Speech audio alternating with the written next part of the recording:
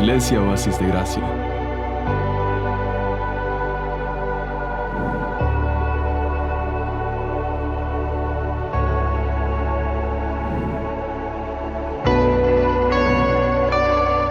Vamos a leer nuestra Biblia en Joel capítulo 2.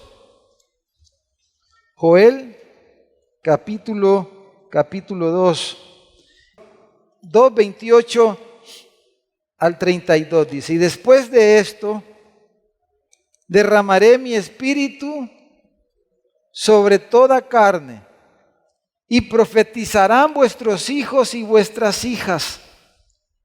Vuestros ancianos soñarán sueños, y vuestros jóvenes verán visiones. Y también sobre los siervos y sobre las siervas derramaré mi espíritu en aquellos días. Y daré prodigios en el cielo y en la tierra, sangre y fuego y columnas de humo. El sol se convertirá en tinieblas y la luna en sangre, antes que venga el día grande y espantoso de Jehová.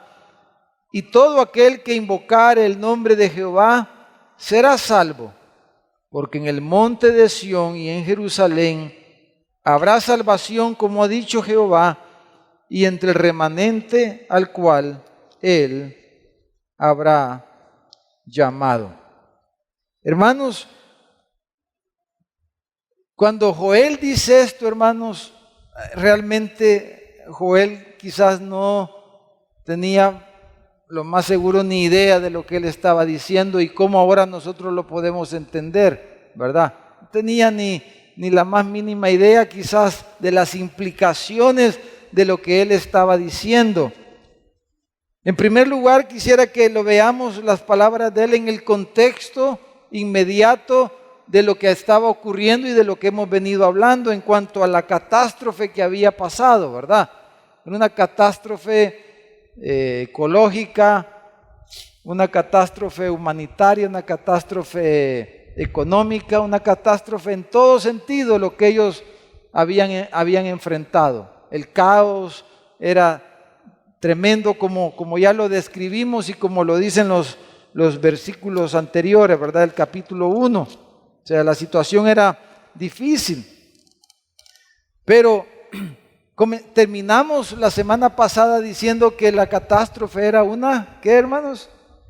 Una oportunidad, ¿verdad? La catástrofe, dijimos, es una oportunidad, y dijimos al final de todo que es una oportunidad de restauración, ¿verdad? Es una oportunidad de restitución, y el Señor dijo a través del profeta: yo voy a restituirles, les voy a devolver lo que arruinó el saltón, el revoltón, la langosta, dijo, ¿verdad? El Señor, yo les voy a restituir, les voy a devolver, les voy a reponer. Y vimos el ejemplo de Job, cómo Job, la situación, la catástrofe que él vivió, la catástrofe personal, familiar, de salud que Job vivió, lo arruinó completamente. Acabó con él, acabó con sus hijos, con su familia, con sus posesiones. Pero el libro de Job termina diciendo que Dios le dio el doble de prosperidad de lo que Job tenía antes de que llegara el mal a su vida, ¿verdad? Le dio hijos mejores, hijos más hermosos. Dice que no habían otras hijas más hermosas que las de Job, y le devolvió y le dio el doble de todos los ganados y todas las riquezas que él tenía, y Dios restituyó, restauró a Job. Entonces, hermanos, aquí a partir de este punto en el libro de Joel, dijéramos, nos da una proyección escatológica, ¿verdad? O sea, una proyección hacia el futuro de lo que dijéramos viene o trae la catástrofe. Entonces, vamos a ver más en detalle el aspecto, dijéramos, puramente escatológico del fin del tiempo y del juicio de Dios que viene con el fin del tiempo en el capítulo 3. Pero vamos a enfocarnos un poquito más en el aspecto que dice Joel aquí del derramamiento del Espíritu Santo. El derramamiento del Espíritu Santo. Pero Pero lo que Joel está diciendo a través de todas estas palabras es que si bien es cierto el Señor los había, dijéramos, disciplinado, había venido esta catástrofe, había venido toda esta destrucción, pero que el Señor, si ellos se volvían, ¿verdad?, en oración, en ayuno al Señor, que el Señor les iba a restituir, les iba a restaurar y que Él iba a traer una bendición muchísimo mayor. Eso es lo que Joel está diciendo. Pero Joel, sin saberlo, sin entenderlo, pero él está, hermanos, profetizando aquí, anunciando, anticipando, dijéramos, las bendiciones grandes que iban a venir, que íbamos a tener nosotros en estos días. Porque Joel está hablando, dijéramos, de lo que algunos le llaman, ¿verdad?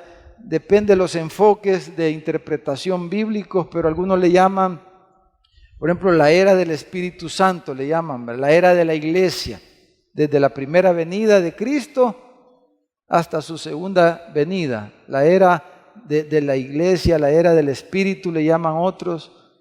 Le llaman la era de la gracia, ¿verdad? Le llaman algo otros. Pero, hermanos, la época que estamos viviendo nosotros es una época, dijéramos, como nunca antes, en cuanto, dijéramos, al plan de redención del Señor, en cuanto al plan y a la obra de Dios en los corazones. Porque si fuéramos a hacer una analogía hoy con esto del virus y la transmisión tan, no sé cuál es la palabra, tan rápida, ¿verdad?, que se da, hermano, en la época que estamos, o sea, la salvación del Señor se iba a obrar en todo el mundo. Iba a ser una pandemia, dijéramos, de salvación, hermano. Y es lo que hemos visto en esta época. Y es lo que estamos viendo y es lo que vamos a ver. Pero al mismo tiempo, Joel estaba aquí, en todas estas palabras, hermano, está mezclando, o sea, él al ver el horizonte, dijéramos, ver el futuro. Entonces, en el futuro él ve la primera venida de Cristo y ve la segunda, ¿verdad? Pero como algunos dicen, si usted ve desde lejos dos objetos, si usted los ve desde lejos, parece que estuvieran juntos. Entonces Joel profetiza y está hablando aquí de los dos eventos, de la primera venida de Jesús y de su regreso glorioso, pero él mezcla las dos cosas. Él mezcla la primera venida con las cosas de la segunda venida, que es como ese que ve desde lejos. Entonces, pero nosotros ahora que tenemos todo el Nuevo Testamento, ¿verdad?, que tenemos la palabra completa, podemos distinguir estas cosas, podemos tener un entendimiento más preciso de qué cosas correspondían a la primera venida, porque ya pasó. Nosotros vemos atrás, nosotros estamos en medio de lo que Joel estaba viendo. Nosotros vemos hacia atrás y vemos la cruz, ¿verdad? Y vemos los hechos, cómo ocurrieron, y tenemos el Nuevo Testamento y podemos interpretar con precisión esos hechos de la primera venida, y ahorita estamos anticipando la segunda venida. Pero dijéramos, en la visión de Joel, hermanos, nosotros sabemos, y al ver la escatología bíblica, que antes de que entre, dijéramos, el reino de Cristo, que Él regrese y establezca su reino sempiterno, ¿verdad?, su reino eterno, antes de eso va a haber una catástrofe como nunca antes, como lo hemos dicho ya, el día del Señor, ¿verdad?, el fin de este siglo, el fin de este mundo.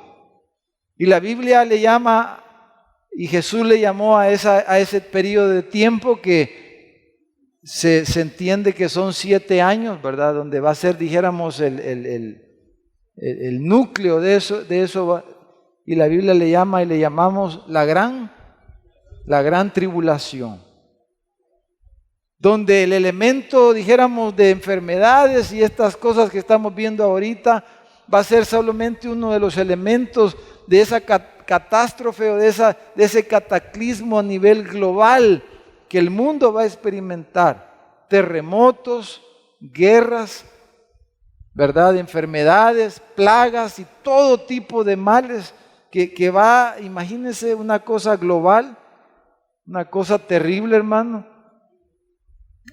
Bueno, quizás no nos va a tocar a nosotros vivir esa época, pero ay, dijo el Señor, de las embarazadas. Ay, dijo, de los que les toque vivir ese periodo, pero va a ser una catástrofe, un cataclismo mundial, pero ese cataclismo va a darle entrada al reino de Dios, al reino de Cristo.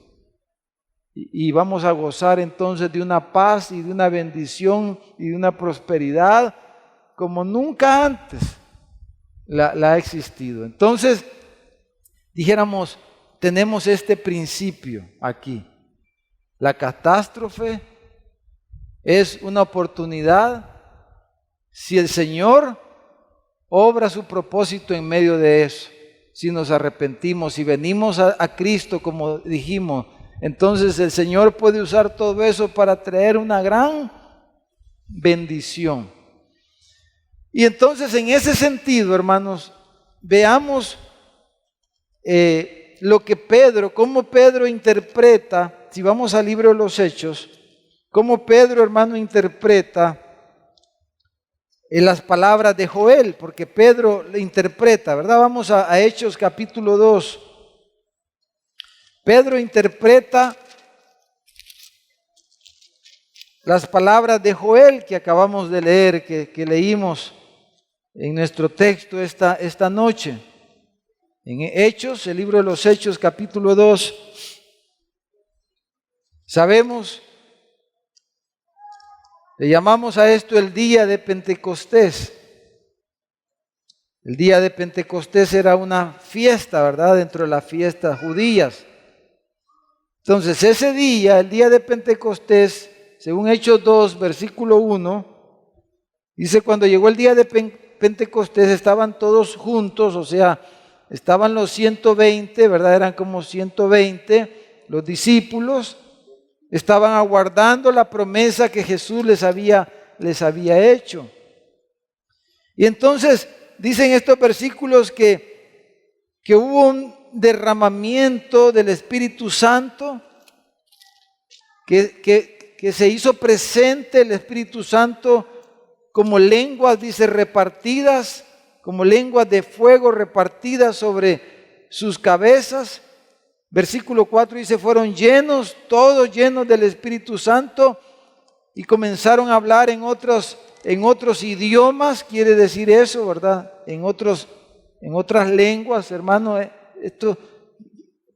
Este no es el punto esta noche, pero esa lengua se refiere aquí a idiomas. Comenzaron a hablar otros idiomas. Eso quiere decir la palabra en el griego. Empezaron a hablar otros idiomas humanos, pues, ¿verdad? Eso quiere decir ahí lenguas. Según el Espíritu les daba que hablasen. Y los siguientes versículos confirman lo que les estoy diciendo, porque el versículo 5, versículo 6, dice que 7 y los siguientes, dice que habían gentes allí, porque eran judíos de diferentes nacionalidades que llegaban a celebrar la fiesta al templo de Jerusalén y hablaban diferentes idiomas. Entonces dice que cada quien de los que estaban allí, dijéramos que habían unos que hablaban inglés, otros hablaban chino, otros hablaban italiano, y entonces cada uno les oía hablar, dice, en su propio idioma, su propia lengua. Entonces el milagro era de que personas, dice, usted haya leído, usted conoce el pasaje, que personas que no sabían hablar esos idiomas estuvieran hablando perfectamente en esos idiomas y hablaban las maravillas de Dios. Entonces el milagro era de que alguien que no había ido a la escuela tal a aprender inglés estuviera hablando un perfecto inglés y estuviera hablando las maravillas de Dios. Entonces dice, estaban atónitos, estaban sorprendidos de cómo podían pasar esto. Y entonces Pedro, estaban todos que no le hallaban una explicación a lo que estaban viviendo, a lo que estaba pasando. Entonces en el versículo 14, hermano, Pedro dice, poniéndose en pie con los 11, alzó la voz y les habló diciendo: varones judíos y todos los que habitáis en Jerusalén, esto sea notorio y oíd mis palabras. Yo tengo algo que decirles y les voy a explicar lo que ustedes están viendo. Dice Pedro, ¿verdad? Dice, en primer lugar, estos no están bolos, dice. Estos no están ebrios. Dice, porque apenas, como ustedes creen, porque apenas son las 9 de la mañana. Dice, era hora tercera del día, o sea, eran las 9 de la mañana. Entonces dice, en todo caso hubieran estado de goma, ¿verdad? Pero no bolos, hermano. Con resaca, pero no bolos. Entonces dice, estos no están bolos, no están ebrios, dice. Pero lo que ustedes están viendo, fíjese qué extraordinario. Cientos de años después, Pedro dice, lo que ustedes están viendo es lo que dijo Joel. Lo que acabamos de leer nosotros. Lo que ustedes están viendo es lo que el profeta Joel anunció, que en los postreros días, dice Dios, derramaré mi espíritu sobre toda carne, y vuestros hijos y vuestras hijas profetizarán, vuestros jóvenes verán visiones y vuestros ancianos soñarán sueños, y de cierto sobre mis siervos y sobre mis siervas en aquellos días derramaré de mi espíritu y profetizarán, y daré prodigios arriba en el cielo, señales abajo en la tierra, sangre, humo, fuego, vapor de humo. El sol se convertirá en tiniebla. Y fíjese, el versículo 19, 20, hermano, se refiere a la segunda venida de Cristo. De todo lo que leímos en Joel, que es nuestro texto esta noche, y que Pedro lo cita literalmente aquí, lo dicho por Joel. El versículo 19 y 20 se refiere a cosas que van a ocurrir, parte de esas cosas, de ese cataclismo mundial que va a ocurrir antes de la venida del Señor, de la segunda venida, porque Él lo mezcla, pero eso tiene que ver, vamos a hablar más de eso el otro miércoles que concluyamos. Pero el derramamiento del Espíritu Santo que ellos estaban, del cual estaban siendo testigos, viene unido con el versículo 21, porque dice, todo aquel que invocar el nombre del Señor será salvo. Entonces, lo que Pedro está diciendo, hermano, y lo que Joel, él visualizaba por la revelación que Dios le había dado, es que Dios iba a traer. Ya había hablado de la restitución de los aspectos puramente materiales, dijéramos, pero aquí Joel se está centrando en las bendiciones extraordinarias espiritualmente hablando que iban a ocurrir después de la catástrofe. Las cosas que estaban en el corazón de Dios y la bendición espiritual que Dios iba a traer a su pueblo. Un derramamiento del Espíritu de Dios como nunca antes. En el contexto inmediato era que Dios iba a traer un avivamiento, dijéramos, espiritual, una visitación espiritual a la nación de una manera extraordinaria. Dios los iba a bendecir de esta forma. Pero escatológicamente Joel estaba anunciando la época en la que nosotros estamos viviendo hoy. Y hermanos, vivimos, si vemos la historia de la iglesia, después de la ascensión de Cristo hasta el día de hoy, vemos diferentes momentos de la iglesia, vemos picos y valles, montes y valles, vemos altos y bajos en la vida de la iglesia, momentos maravillosos, dijéramos, de grandes avivamientos y otros momentos de enfriamiento. Pero independientemente de eso, hermano, hoy mismo estamos viviendo para muchos momentos de frialdad en medio mismo de la iglesia. Pero hermano, eso podemos decir que son cosas circunstanciales, pero en realidad en la perspectiva de Dios, en la perspectiva escatológica, en la perspectiva del plan de Dios a través de la historia de la humanidad, hermano, nosotros vivimos una época especial, hermano. Estamos viviendo una época de bendición como nunca antes. Una época de oportunidad increíble, porque el Señor ha derramado su Espíritu. El Espíritu Santo está presente, siempre ha estado presente, pero está presente de una manera especial. Y eso es lo que comenzó el día de Pentecostés. Entonces, ¿cuál es el efecto principal de este derramamiento del Espíritu Santo? Como lo dijo Joel, es que iba a haber salvación.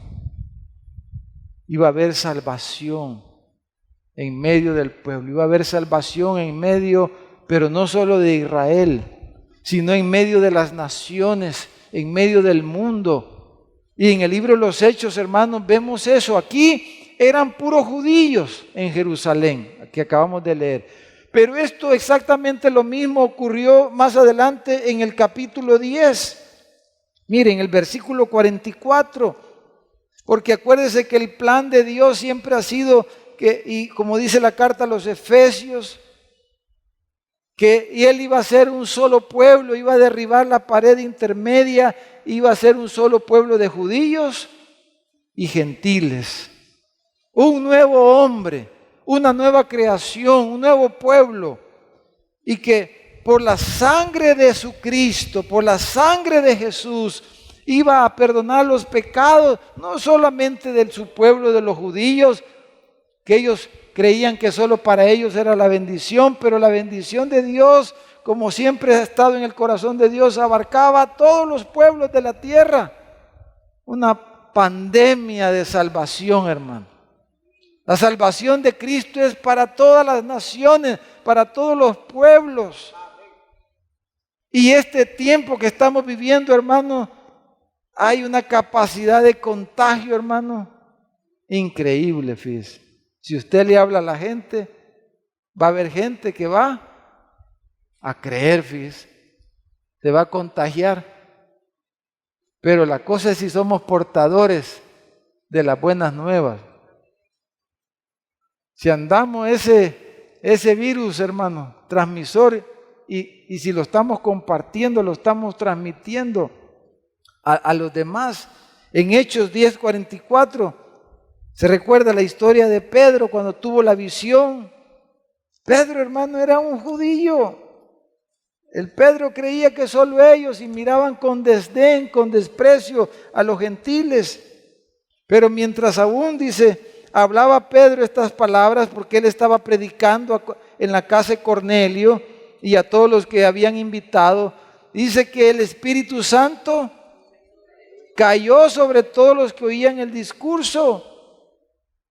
Y los fieles de la circuncisión, o sea, los judíos cristianos, dijéramos, que habían venido con Pedro, estaban atónitos de que también, dice, sobre los gentiles se derramase el don del Espíritu Santo. ¿Por qué? Porque lo oían hablar en lenguas y que magnificaban a Dios. O sea, ahí ocurrió lo mismo que en Hechos 2.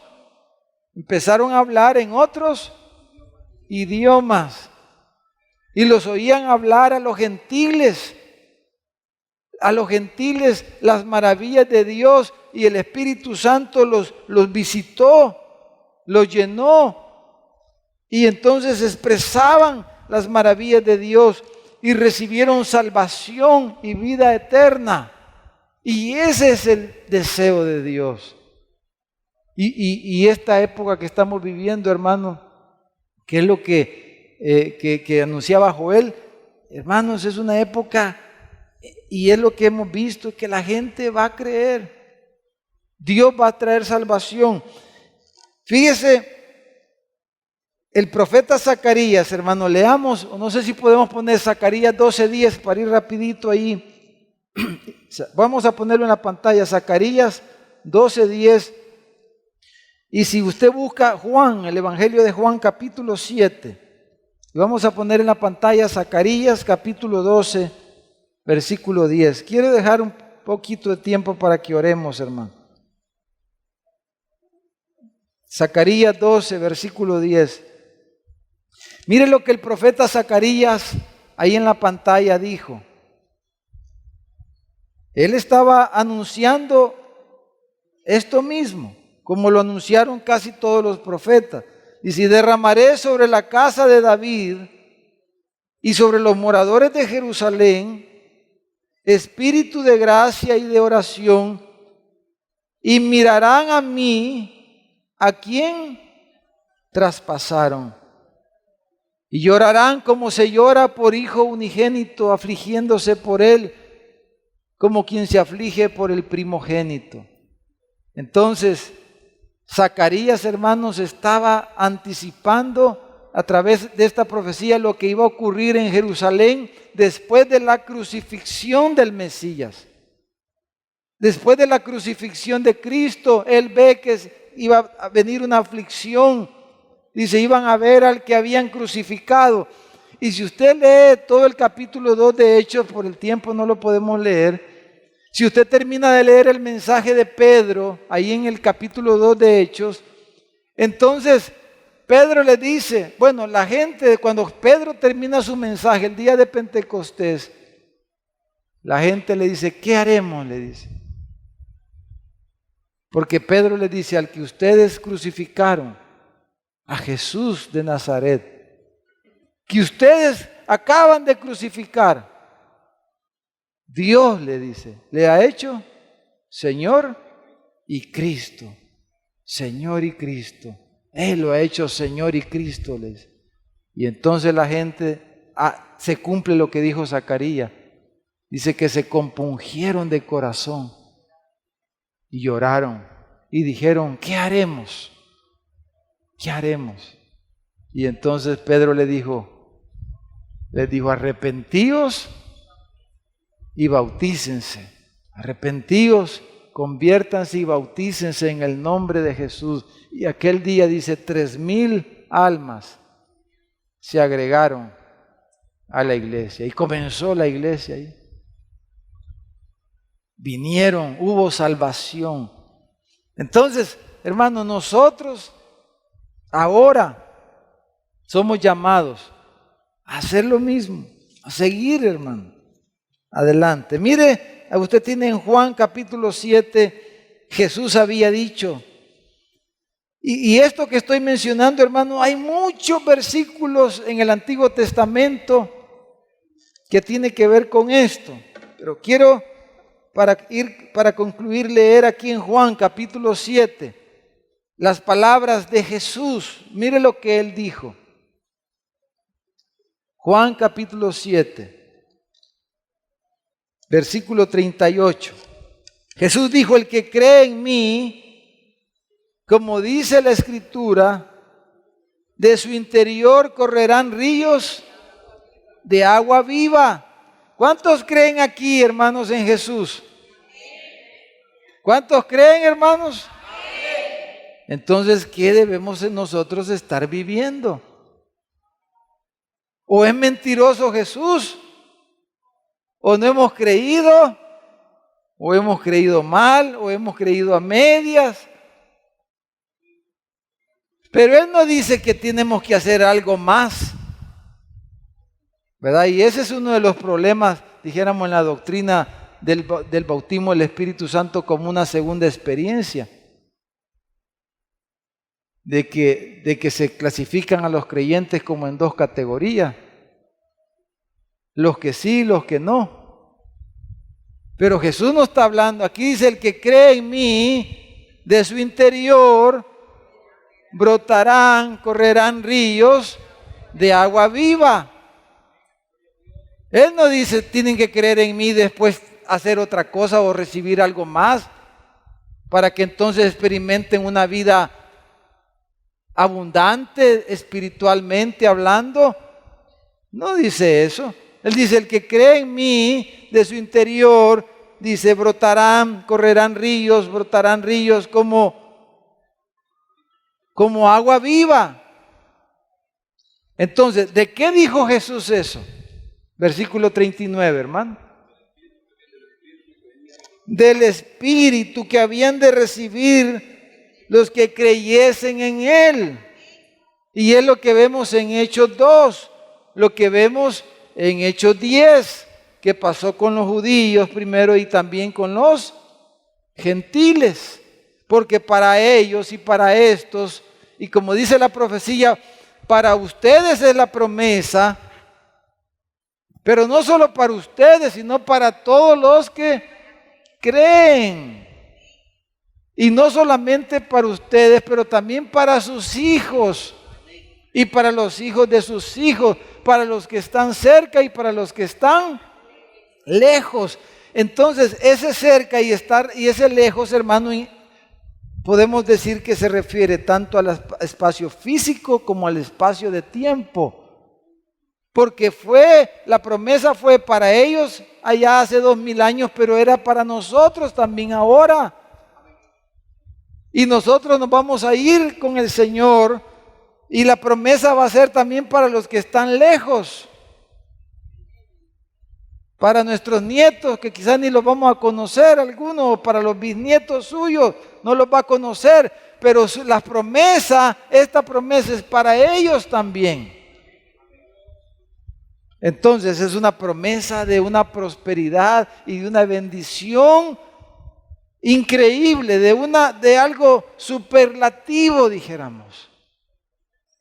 De una bendición espiritual, de la presencia de Dios en medio de su pueblo, de una manera extraordinaria. Y es lo que Jesús está diciendo. Entonces dice, versículo 39, esto dijo del Espíritu, con E mayúscula, del Espíritu Santo, que habían de recibir los que creyesen en Él. Pues aún no había venido el Espíritu Santo, porque Jesús no había sido aún glorificado. Entonces, Joel está escatológicamente hablando de la venida del Espíritu Santo, del derramamiento del Espíritu Santo, que iba a traer salvación y que iba a traer una vida espiritual abundante. Una vida espiritual abundante. Que en realidad dijéramos que ahora la estamos viviendo parcialmente, pero que en el reino de Cristo, después de la segunda venida de Cristo, después de la gran tribulación, después del juicio de Dios y de la venida de Cristo y de la instauración del reino de Dios en la tierra, vamos a vivir esto de una manera plena, sin límites.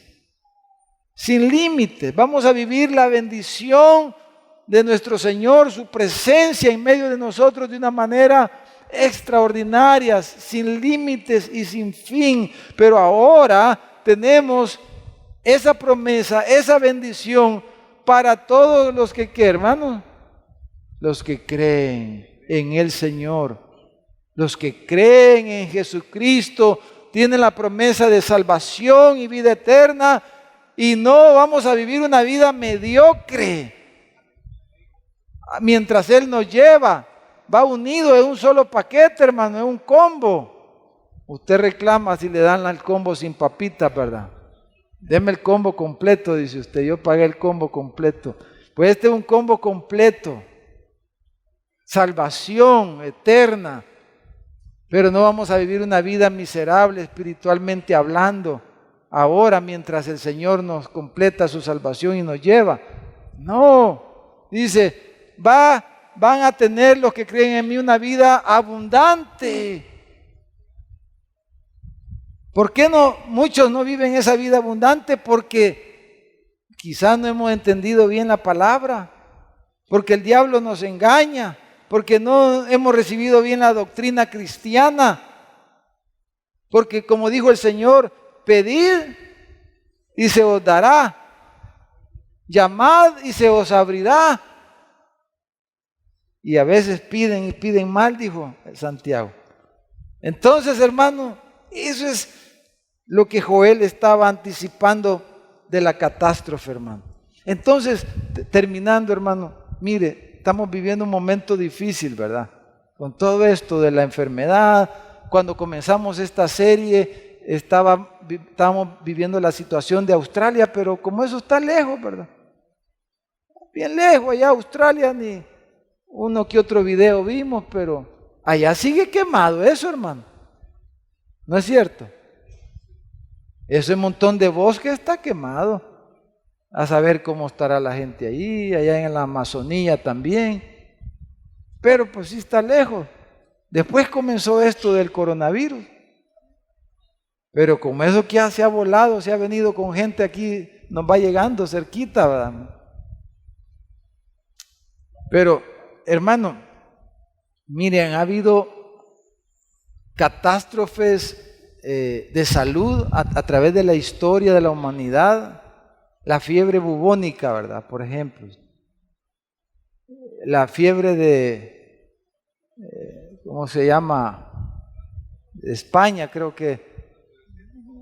Bueno, han habido diferentes momentos en la historia de la humanidad de crisis. La fiebre bubónica, si no me equivoco, ahí los médicos, ¿cuánto? Tercera parte de la humanidad prácticamente creo que murió, hermano William. Tercera parte, ¿verdad?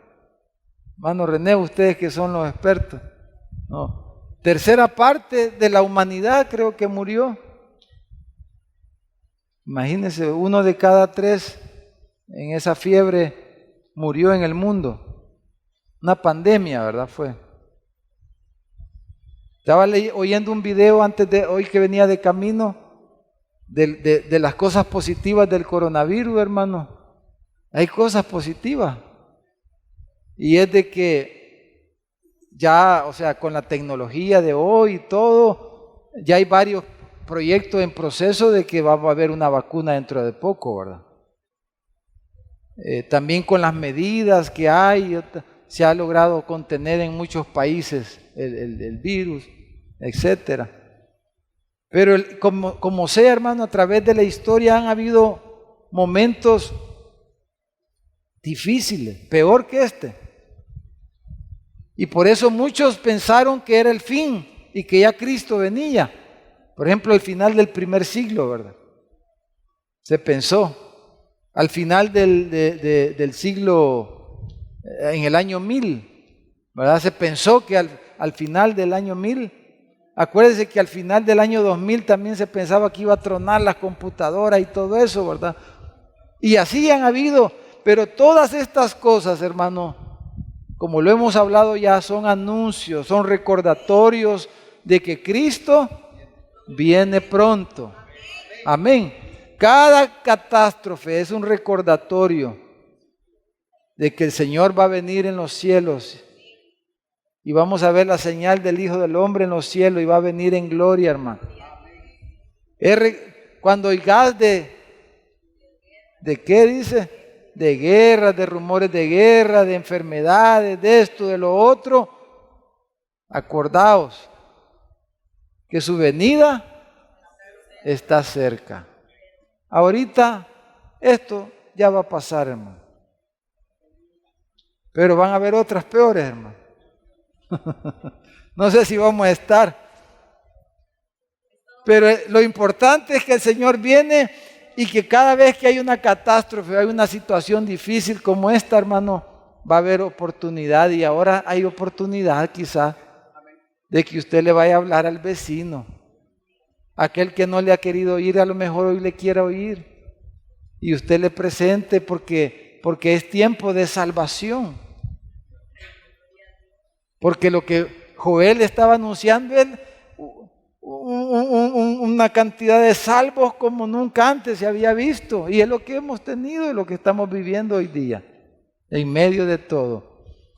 Y hermanos, y en medio de esto, Dios quiere que tengamos una vida abundante. Dice que va a ser como ríos, una vida de gozo, de su presencia, hermano. Y eso es lo que está diciendo Joel.